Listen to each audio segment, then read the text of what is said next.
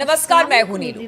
तो भारत स्थित ईरान की एम्बेसी ने कल एक फुटेज जारी किया है। देखिए, जो 12 दिन का युद्ध पीछे हुआ इजराइल और ईरान के साथ, उसके बाद अमेरिका की जिस तरह से एंट्री हुई, फिर ईरान ने अमेरिका के भी कई एयर बेसिस पर हमला किया और फिर उसके बाद कहा गया कि देखिए, अमेरिका की तरफ से किसी तरह का कोई नुकसान नहीं हुआ। अब इसी को लेकर एक वीडियो फुटेज जारी किया गया है और इसमें एक बड़ा नुकसान दिखाया गया है। ये नुकसान क्या है, बातचीत करने के लिए मयंक मेरे साथ हैं। और मयंक, का अमेरिका हो या फिर इजराइल हो, जिस तरह से पीछे नुकसान हुआ ईरान और इजराइल के युद्ध में, उसे लगातार डिनाई करता रहा, लेकिन अब एक के बाद एक सबूत सामने आ रही है, तस्वीरें सामने आ रही है। और इस बार तो जो तस्वीरें ईरान एम्बेसी ने जारी किया है वो अमेरिका के लिए तो अच्छी नहीं है। देखिए, जो नई तस्वीरें आई हैं, इंफॉर्मेशन आई है, जो अल उदैद एयरबेस पर ईरान ने हमला किया था, जो अमेरिका का एयरबेस है, वहाँ पे जब हमला हुआ तो उसके बाद अमेरिका की तरफ से डिनाई कर दिया गया कि भाई हमारे यहाँ जो है कोई मिसाइल नहीं गिरी। हाँ। लेकिन हमने आपको पिछले वीडियो में भी बताया था कि कैसे धीरे धीरे करके इंफॉर्मेशन बाहर आती है और अब एक बड़ी जानकारी निकल के सामने आई है कि अमेरिका के इस एयरबेस पर, अल उदैद एयरबेस पर, जो अमेरिका का एयरबेस है, वहां पर ईरान ने अपनी बैलिस्टिक मिसाइल से जो हमला किया था, उससे यूएस मिलिट्री का एक बड़ा रेडोम सिस्टम तबाह हो गया था। अब ये रेडोम सिस्टम क्या होता है, पहले आपको ये समझना पड़ेगा, हम उसके बाद एग्जैक्ट बताते हैं कि क्या हुआ। देखिए, ये जो रेडोम सिस्टम होता है, ये एक प्रकार का ढांचा होता है गोलाकार, जिसके अंदर एक डिश लगी होती है, एंटीना। आप सरल भाषा में समझ सकते हैं, हम एकदम सरल भाषा में समझाने की कोशिश करेंगे। एंटीना लगे होते हैं जो कि सैटेलाइट से इंफॉर्मेशन का जो आदान प्रदान होता है, इसको करने में इसकी सबसे अहम भूमिका होती है।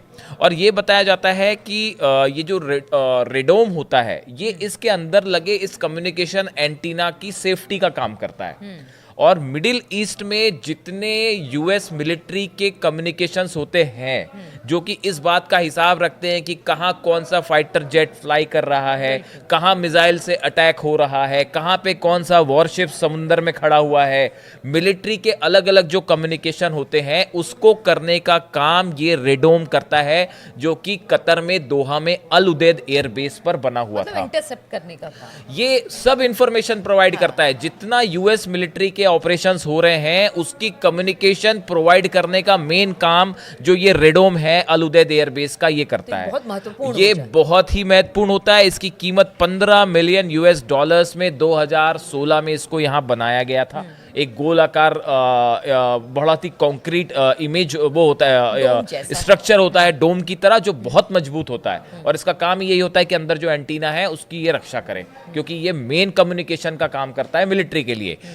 ईरान की तरफ से जो 14-15 बैलिस्टिक मिसाइल्स फायर की गई, वो बैलिस्टिक मिसाइल में कम्युनिकेशन एयर डोम के ऊपर आके गिरी है और वो पूरा का पूरा तबाह हो गया। इसकी इमेज भी जो है वो जारी की गई, यानी एक तरह से कह लीजिए टारगेट किया गया था, परफेक्ट टारगेट के साथ। मतलब आप सोचिए इसको कि ईरान से एक बैलिस्टिक मिसाइल फायर होती है, जबकि सबको पता था, हमको भी पता था, हम भी बोल चुके थे यहाँ से बैठ के कि ईरान जो है वो अमेरिका के एयर बेसिस पर हमला करेगा। कम से कम हमने 3 से 4 वीडियो बनाए थे और उसमें ये कहा था कि हमला होना है। देखिए, बिल्कुल वैसा ही हुआ। और वो हमला भी देखिए अल उदैद एयर बेस पर ठीक उस कम्युनिकेशन सिस्टम के ऊपर होता है और वो पूरी तरह तबाह हो जाता है। और ये कोई दावे नहीं है, सैटेलाइट इमेजेस हैं सामने। हमने पिछले वीडियो में कहा था आजकल टेक्नोलॉजी इतनी आगे बढ़ गई है साहब कि आप सच को छुपा नहीं सकते। और 2 इमेजेस हैं। पहली इमेज में वो डोम दिखाई दे रहा है और अगले दिन जो 23 जून को ये हमला हुआ था, 23 जून को जो है वो डोम दिखाई दे रहा है। और 24 और 25 जून की जो सैटेलाइट आई, इसी इमेज को ईरान एम्बेसी ने यही इमेज का वीडियो जो है, ये पूरा वीडियो जारी किया है। ईरान के एम्बेसी का कहना है, satellite images show that Iran has taken out the US military primary communication radome in Qatar. The second radome is located in Kuwait. जो दूसरा सिस्टम है वो कुवैत में लगा हुआ है। These radomes provide the US military with crucial communication capability in the middle east. ये उन्होंने जो है एक्स पर लिखा है, ईरान की एम्बेसी की तरफ से लिखा गया है। जिसके बाद ये तस्वीरें जब सामने आई, देखिए private satellite images show Iran में have destroyed 15 million US military system at Al Udeid airbase in Qatar during June strikes. इस तरह की खबरें अलग अलग जगह हैं। अब जब ये तस्वीरें सामने आई तो उसके बाद अमेरिका में पेंटागन से ये सवाल पूछा गया कि भाई आप तो कह रहे थे कि कोई नुकसान ही नहीं हुआ, कोई मिसाइल ही नहीं गिरी, तो फिर ये इमेजेस तो कुछ और बता रही हैं। तो उसके बाद पेंटागन के जो स्पोक्स पर्सन है शॉन पार्नेल, इन्होंने ही एक्नॉलेज्ड एंड इरानियन, उन्होंने फिर इस बात को स्वीकार किया, माना कि हाँ ये एक जो है। तो इसीलिए जो है ईरान की तरफ से जो हमले होते हैं या इजराइल में जो नुकसान होता है उसकी जानकारी जो है वो आराम से निकल के आती है, कुछ दिनों बाद ही आती है। अब देखिए इसका सोर्स भी है, satellite images by Planet Labs PCB shows that geodesic dome on the morning of June 23rd hours before the attack. However, images taken on the June 25 show that the dome is gone. Visibly damage to a nearby buildings also. उसमें यह भी दिखाया कि आसपास भी कुछ building को नुकसान हुआ है। तो ये सोर्स भी बताया जा रहा है कि किसके तरफ से ये सैटेलाइट इमेज जारी की गई है। तो देखिए ये कुल मिला के ये जो नुकसान था ये बड़ा नुकसान है, इसमें दो मत नहीं है कि अगर अब मान लीजिए अगर अमेरिका फिर से हमला करने का प्लान करता है ईरान के ऊपर, तो उसमें इस अल उदैद एयर बेस से उसको पूरा फिर से ये स्ट्रक्चर रिस्टैब्लिश करना पड़ेगा, क्योंकि ये अल उदैद एयरबेस जो ईरान की अमेरिका की यूएस मिलिट्री सेंट्रल कमांड है, इसका मेन जो फंक्शन हेडक्वार्टर है वो अल उदैद एयरबेस ही है। यहीं से जो है सारे जितने इनके फ्लाइट फाइटर जेट्स हैं यहाँ से टेक ऑफ करेंगे, पूरे इलाके को कंट्रोल करने का काम यहाँ से होता है। दूसरा है इराक में अल असद एयरबेस जो है, और अल असद एयरबेस के बारे में हमने आपको बताया था कि 2020 में जो है ईरान ने वहाँ पे एक साथ जब अल कासिम साहब की हत्या हुई थी, उसके बाद ईरान ने जो है वो 36-37 मिसाइल से एक साथ दाग दी थी, और उसका क्या हल हुआ था वो सब देख रहे थे। तो ऐसा नहीं है कि अमेरिका के बेसेस ईरान की जद में नहीं है, भाई आप रोक लेते मिसाइल को, नहीं रोक पाई ना। ये तो सबको पता था कि अमेरिका के सैटेलाइट पे के एयरबेस के जितने बेसेस है उस पर हमला होगा, सब जान रहे थे, और डिफेंस सिस्टम भी वहाँ पे लगे हुए थे, लेकिन ईरान की मिसाइल्स को नहीं रोक पाए, इजराइल में भी नहीं रुक पाई, अल उदैद एयरबेस पर रुक पाई। तो जो कहा गया था ईरान की तरफ से कि अगर आप हमला करेंगे तो आपके बेसेस को निशाना बनाया जाएगा। अब एक थ्योरी ये भी सामने आ रही है कि जैसे ये हमला हुआ उसके फौरन बाद आपने देखा चंद घंटों के अंदर ट्रंप ने सीज फायर अनाउंस कर दिया। हाँ बिल्कुल।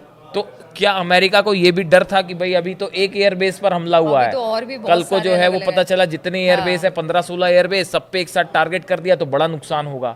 तो क्या इसलिए सीज फायर अनाउंस कर दिया? जैसे कहा भी कि किसी जंग में नहीं जाना चाहते। चलिए ये तो ईरान की तरफ से हो गया कि इन्होंने कुछ महत्वपूर्ण जानकारियां शेयर की है, लेकिन एक जानकारी और उसकी वजह से भी अमेरिका और इजराइल बहुत परेशान है, क्योंकि हूती की बात लगातार हो रही है। पीछे हमने देखा है कि किस तरह से हूती ने नाक में दम कर रखा था अमेरिका और इजराइल के। जिस तरह से आप कह रहे हैं कि शायद सीज फायर करवाया जब ईरान ने टारगेट किया अमेरिकी एयरबेसेस को, तो उसके बाद से समझ में आया कि क्या स्थिति है और इससे अगर निपटना है तो फिर सीज फायर करना अमेरिका समझ गया।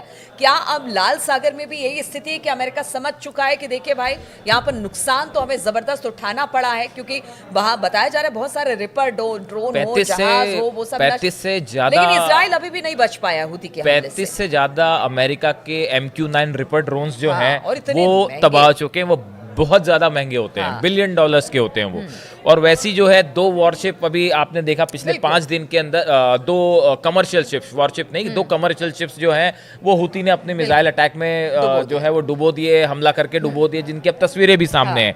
और जहां तक हाइपरसोनिक मिसाइल का अटैक है जो कि इजराइल पर हो रहा है, वो कब हमला हो जा रहा है, कब गिर जा रही है, अब तो वो जो है वो उनका जो तेल अवीव में एयरपोर्ट है वो उसके आसपास ही उस पर ही हमला हो जा रहा है। तो हूती जो है ये एक बड़ा चैलेंज बना हुआ है, और इजराइल के लिए तो बड़ी समस्या है। अमेरिका के साथ सीज फायर है, लेकिन वो तब तक है जब तक अमेरिका ईरान पर हमला नहीं कर रहा। अगर फिर से हमला होगा तो हूती फिर अमेरिका पे भी हमला शुरू कर देगा। लेकिन फिलहाल इजराइल के लिए तो हो रही थी उस वक्त भी हमने देखा था कि हूती के हमले जारी थे। हूती इजराइल के लिए तो एक बड़ी चुनौती बना हुआ है फिलहाल। तो आप देखिए कि बहुत सारी खबरें निकलकर सामने आ रही है, जिस तरह से ईरान ने अब तस्वीरें जारी की है और बताया है कि किस तरह से जो है स्ट्राइक किया गया युद्ध के दौरान ईरान और इजराइल के, उसमें अमेरिका को कितना बड़ा नुकसान हुआ है, और दूसरी तरफ हूती भी बड़ी चुनौती बना हुआ है। इस बीच मिडिल ईस्ट में हालात और किस तरह से रहते हैं, क्या कुछ यहाँ पर देखने को मिलता है, क्या खबरें सामने आती है, वो लगातार हम आप लोगों के लिए लेकर आते रहेंगे। फिलहाल बहुत बहुत शुक्रिया आपका हमारे साथ इस चर्चा में शामिल होने के लिए।